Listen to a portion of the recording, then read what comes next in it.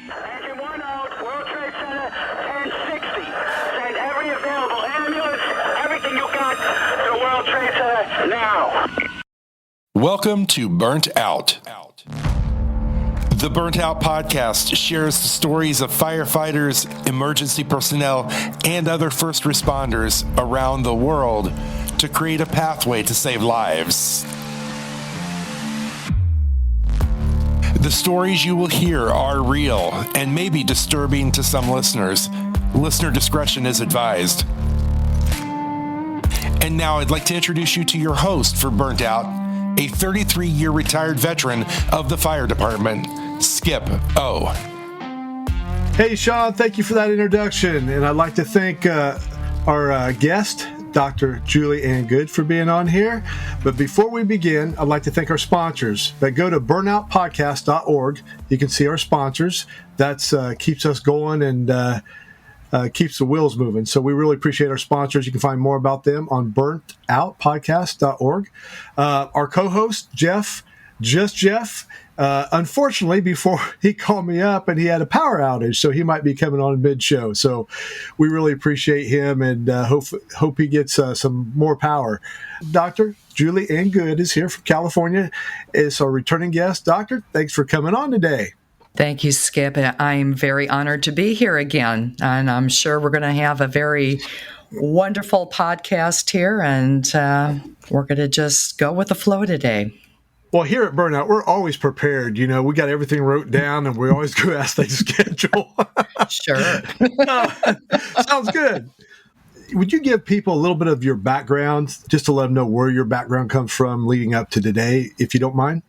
Sure. Before I got into being a first responder psychologist, I had extensive hospital experience. Actually, my first hospital job was when I was about 20 years old. I was working graveyard shifts in an emergency room in Long Beach, California.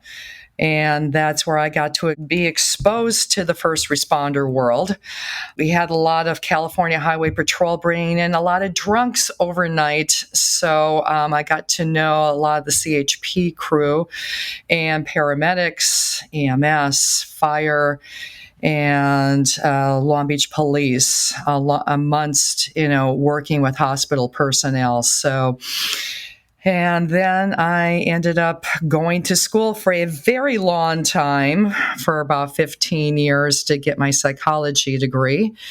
I had done emergency first responder work at a domestic violence emergency shelter near Long Beach, and had a lot of exposure to first responders there also, because we had to call police in quite often when our clients got violent, which happened every once in a while, unfortunately.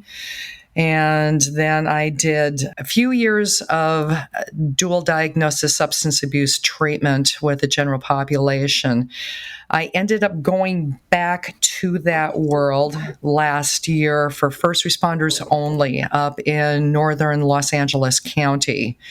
So worked with, again, fire, EMS, police, border patrol, working with substance abuse problems and mental health issues for years and years and years of exposure to more than the usual amount of trauma, working with general public and everything else that they're exposed to day in and day out. So I have continued that work now over at Throttle and Thrive in Palos Verdes Estates, California, working in a beautiful facility, 6-bed facility on the cliff overlooking the ocean, 6-bed facility for men only. And then I am working at Premier First Responder Psychological Services is based in Orange and Los Angeles counties, doing outpatient work with a lot of first responders and their families, and honored to do that work also. So I've been very busy over the last few years. Well, that's what I'm thinking. I go, when do you have a chance to have fun? Because even therapists, counselors, and doctors, you got to have some downtime, me time. When do you get it? What kind of things do you do to have fun or some downtime? Well, I am currently in a band and we are doing rock, blues, and country. So I get to be a front and backup vocalist for that, and just with a lot of nice people doing that. And they're also from first responder world. So that's a new family that I'm in. And between that and doing all the work that I'm doing, that's about it. And studying for my last licensing exam. So yeah, it's a lot, but it's, try to find the balance there, Skip. No, I tell you, we're so blessed. You made a lot of sacrifices through the years to get to where you're at now, to help guys like me and ladies like me, first responders. And we really appreciate the sacrifice and the time, the heart, and the effort that you do. And I mean that from the bottom of my heart. Thank you. I love working with you and your brethren, seriously. Well, I tell you, I heard in your bio about domestic violence. I think today or yesterday, we had a shooting down in Louisville, Kentucky. A young lady, 20-year veteran of the police department, went to domestic violence, and unfortunately there was shots exchanged, and she died on duty death. I'm sorry. People will probably be reading about that and seeing that and stuff. And that stuff, not only we see a police officer down by whether it was a shooting or some other thing, or a firefighter, paramedic, military, sometimes you get an influx of the community might be calling on you. Have you ever had that in your history, that something happened, an incident like that, and you get an influx of departments or people coming to you? Yes, definitely. We've had the mass shooting in Seal Beach that happened, I believe, was in 2016. And at that point, I was not doing first responder work, unfortunately, but my supervising psychologist, Dr. Heather Williams, was there, and she was helping out, and she had the beginning of her business also. So she's definitely done, right there, critical response answering, and I'm grateful that I'm working with her and her crew. Obviously, after the mass shooting in 2017 at Vegas, there was a huge influx and need for services around here, because many of the people that were involved, either they were audience or first responders, were from the Southern California community. So that was unfortunately not talked about or dealt enough about, because we're just having way too many mass shootings, at least beginning from this year on, and it's overwhelming for so many people. This is one of the things that I hope is going to be talked about and planned on more, because this is affecting too many people, and I'm my heart goes out to the officer and her family. And I'm sorry that that's affecting your community over there. Yeah, it's like Indiana, to my knowledge, this is our third shooting police officer that died in Indiana, I believe. And I think one was in Richmond, and then we had one close to where we're at. We're based near Indianapolis, Indiana. So in Elwood, Indiana, we had a gentleman that got shot it might have been last year or earlier this year. But when things like that happen, here's what I know about first responders. We could be fighting at the coffee table or disagreeing with stuff and not really getting along. But when you have things like that, that's when the family comes out of you. No matter what your differences are or anything, you come to your brothers or sisters' need, their families. And I just had another police officer was telling me that when they lost their grandchild or their child.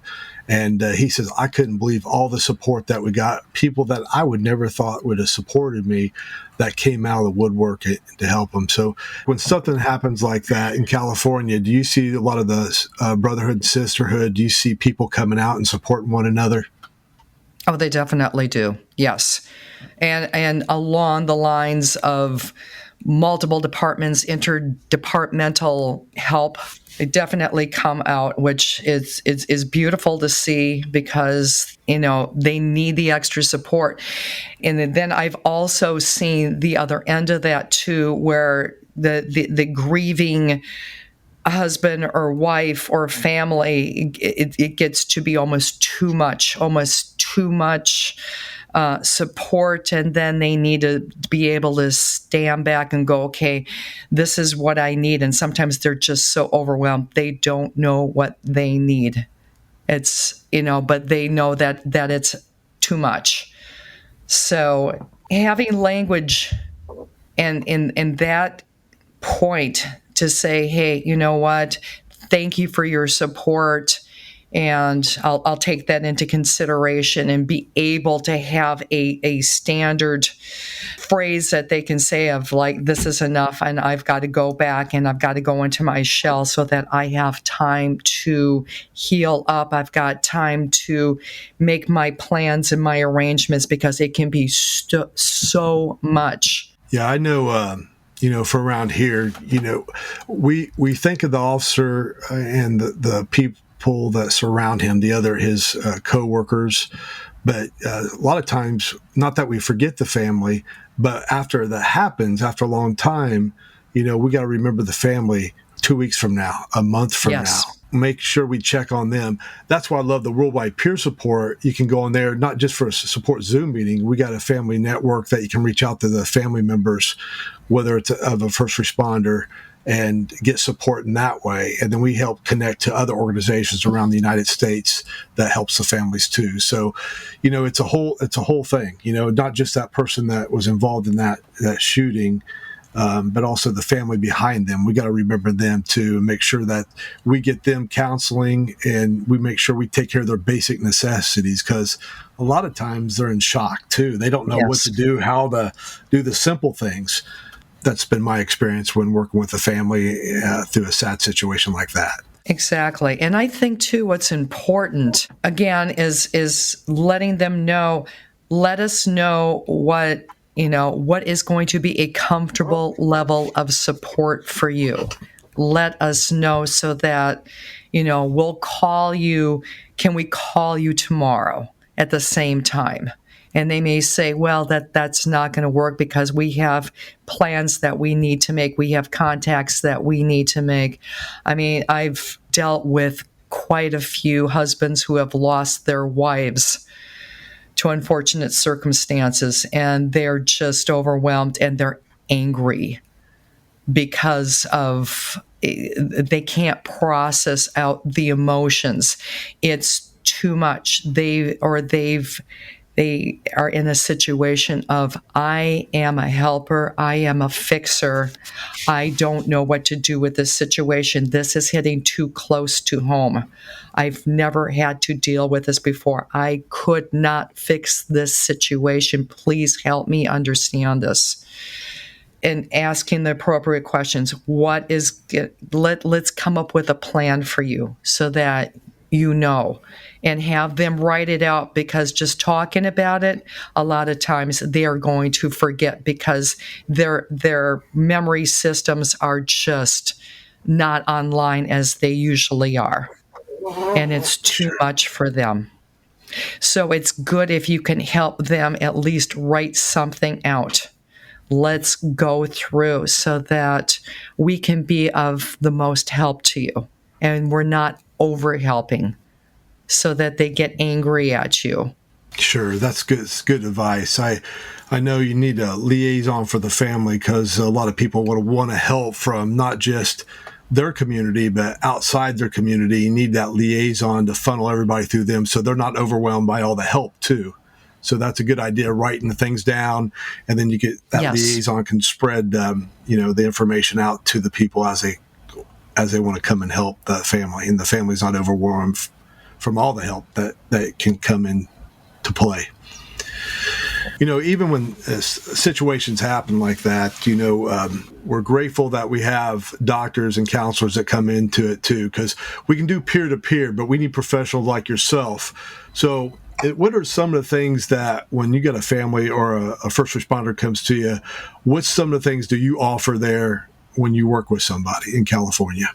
When they are in the midst of grief or suspended grief, a lot of times I will just sit with them and say, I'm here to support you, and let them offload. I had an emergency call yesterday, and luckily I was right next door to my office. So I told the gentleman, come on in. I'm going to see what support you need. So I just let him offload, and he offloaded his story of the multiple years of trauma that he has gone through over 30 years of being a firefighter. I just let him tell his story wherever he was at. And I interjected very little, because this is the thing that a lot of people need when they are in the midst of that, is just let me tell my story. And I'm like, I am not going to interrupt you unless I need to get some clarification wherever. I'm going to just be here for you. So that's a good start of just letting them be wherever that they're going to be. And I do not push them. I let them cry. I let them have their moments. I will be supportive, and I will not candy coat things, because I'm here to be non-judgmental and a support system so that they can just hear their own story. Because I think a lot of times, a lot of the first responders that I work with, they go through their day. Some days, the tough days, and I'm sure you can relate to this, Skip, also. It's back to back to back to back calls, and you don't have enough time to sit there and catch your own breath before it's like, okay, you're on to the next call. You haven't had time to compartmentalize the first call decently, and you have to just, okay, I have to just deny what I've been through. I have to just shut down and go on to the next call. And then you get home and you are afraid to tell your family about what you have been through. Because I do not want to hurt the people that I love the most. I think you're in my mind. Are you reading my mind? I tell you, Maybe. You're describing it perfect. What we go through, what I do personally, and if I go through that, I know I'm not the only one. Yeah. I apologize for interrupting you. Oh no. I like I like your interjection here, please. We're trying to make this as comfortable as possible, but this is the reality of your job. This is the reality of your brethren's jobs. I don't want to hurt the people that I love the most, and then you go home and you shut down. And I'm saying you in general, okay? Sure. Who are listeners, you go home, you shut down. You can go off into anger, because you don't want to hear about what's happened at home. You don't want to hear what's happened with your spouse and your family, your kids. It's like, no, okay, I'll get to that when I get to that. I need time to decompress, and you don't have enough time without having set up that system.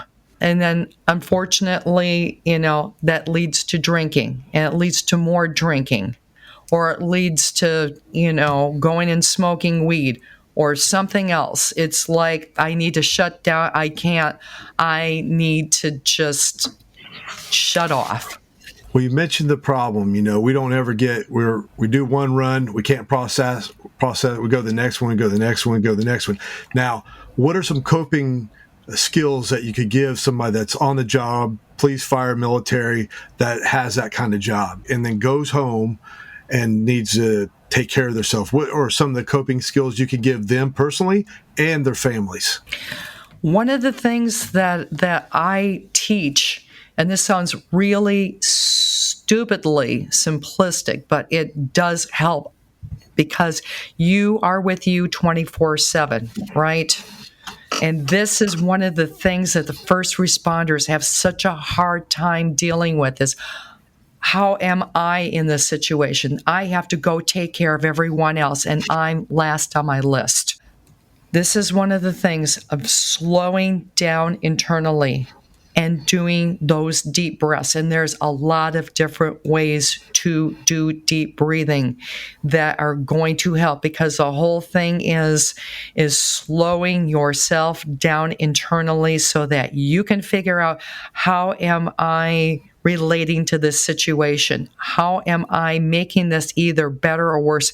And if you are feeling that you are doing shallow breathing, or your stomach is acting up, or you're getting a headache, or your muscles are tightening up, or your heart is racing out of your chest, to at least incorporate what deep breathing is going to help you, because that is going to slow you down into the here and now as quickly as possible.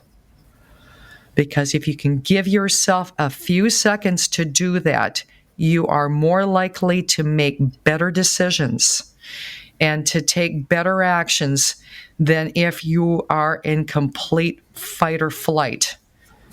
Because that is where you as a human being are going to be going. And you go over and over and over like that until that goes into hyperextension mode and you are going into being hypervigilant. Hypervigilance is where you feel like you are on guard all the time. When you go to a restaurant with your family and you have to have a seat where you can see the doors, and you are looking around at the people around you and just waiting for somebody to go off so you can go and into rescue mode again. That's when you know that that system is in overdrive and you need to do something about it. You need to grab onto those symptoms and you need to go and talk to somebody about it. Whether it's one of your brethren or whether it's a therapist like myself, go and tell somebody, this is what I'm experiencing and I think this is an overdrive and I'm really concerned, because we are seeing more and more first responders who are having suicidal ideation, talking about helplessness, hopelessness, talking about, my family would be better off without me. Catching yourself as you're saying those statements and really taking that seriously. I have known 4 or 5 incidents this week of first responders who have committed suicide. And this is a serious issue right now. Well, I tell you, I think for me, my own worst enemy is me. I remember when they were in treatment talking about deep breathing and stuff, I'd roll my eyes or whatever because I thought, no, that ain't going to work for me, or, this because I wasn't willing to do it. But you know what? When I found out, pain's a great motivator. When I got painful enough, I was willing to do whatever it took. When I got down, hit my bottom, I was down and dirty. I thought, man, I need help because I wanted to be 51% alive. Not 100%. I wanted 51%. So if you're 51% wanting to be alive and willing to do whatever it takes, and then that's when I started getting better. Listen to the suggestions that you did: deep breathing, box breathing, processing the traumas. I'd come home and ask my wife to give me a break just for an hour. I don't want this for an hour. Let me just have a break, and then I'll go into talking to my spouse about certain runs. Not in every detail, but I'd offload a little bit to her. And then getting a therapist. I see a therapist continually on a regular basis because I'm high maintenance. I tell you, I've had 33 years on the fire department. There's some stuff that once you uncover something else pops up. It's like that old mole machine. That old game when you hit that mole down, guess what? Something else comes up.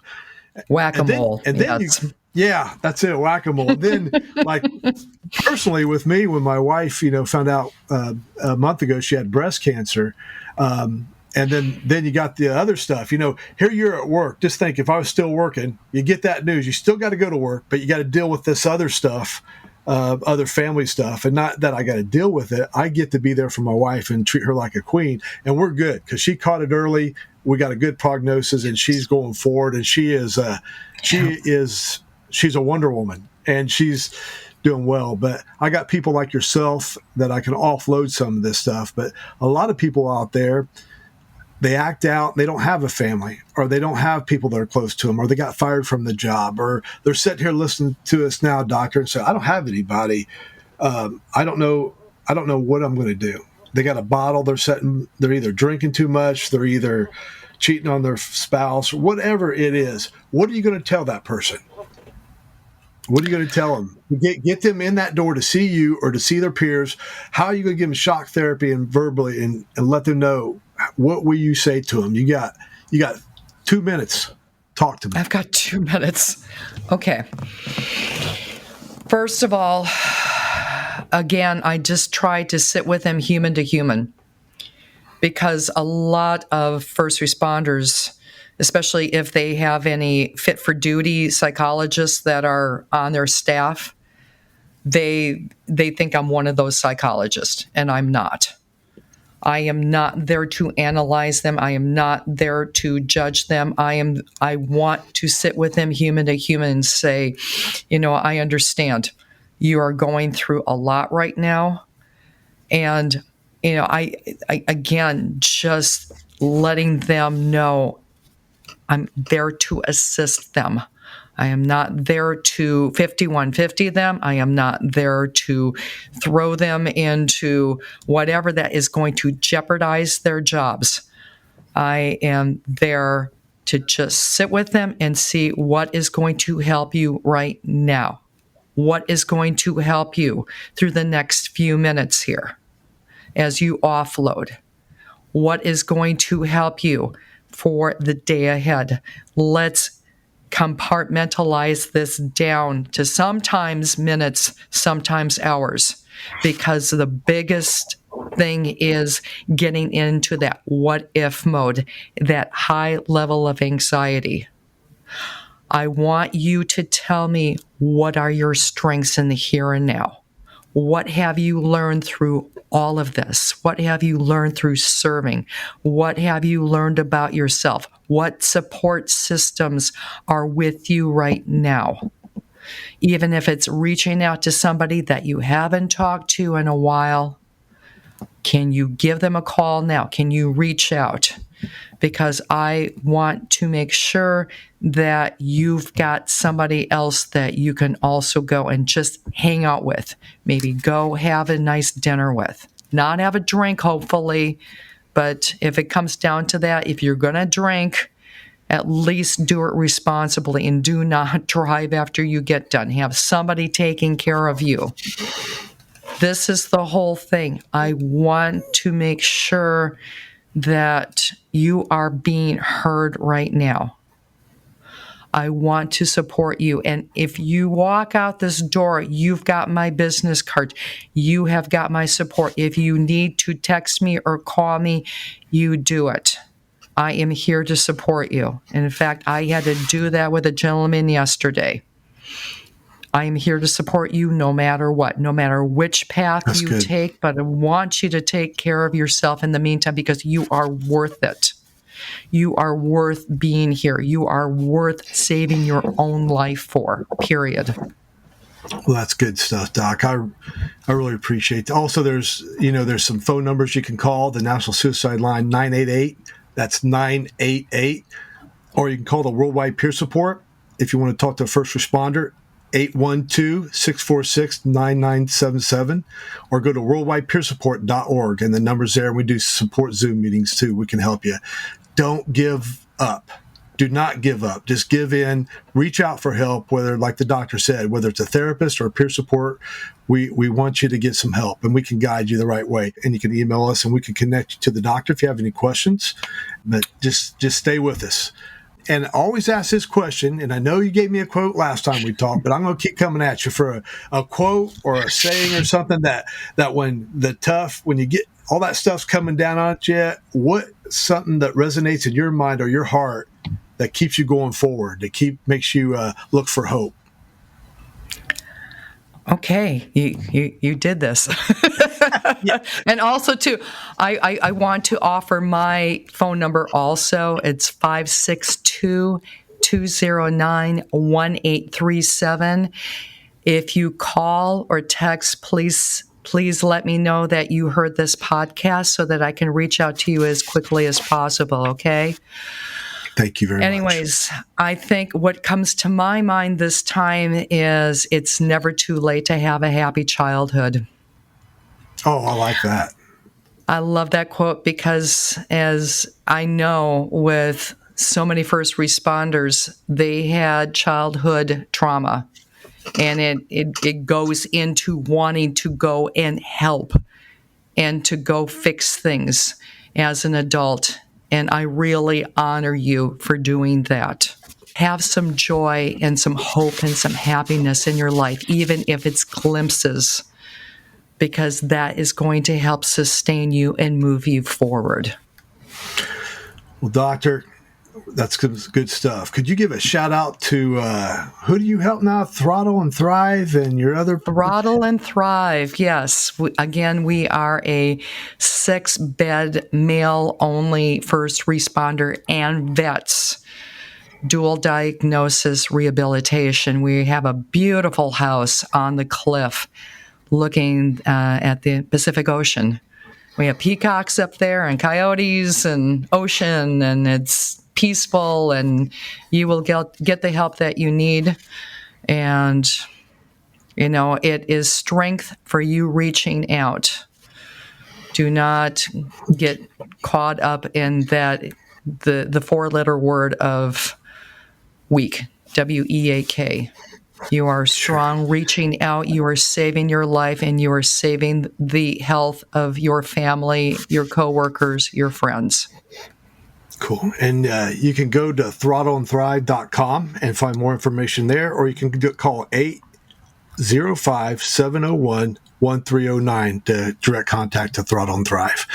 Yes, to Siobhan Thompson. Yes. There you go. There's Siobhan. But Doc, thanks for coming on here and being on the show. We really appreciate you. And I'd like to thank all the listeners for coming on here. Remember, Worldwide Peer Support has support Zoom meetings every Tuesday, Thursday, and Sunday at 8 p.m. Eastern. Go to worldwidepeersupport.org and find out more information about that organization. And also, you can go to burnoutpodcast.org and you can see who sponsors our program. And we appreciate everybody listening, our sponsors. And remember, when you go home tonight, shut your phones off and get some sleep. Thank you. Thank you for listening to Burnout. Burnout is brought to you by the Worldwide Peer Support. You can visit Burnout Podcast at burntoutpodcast.org or visit Worldwide Peer Support at worldwidepeersupport.org. Your host for Burnt Out is Skip O. Executive producer Sean P. Neal. And produced by mypodcast.media.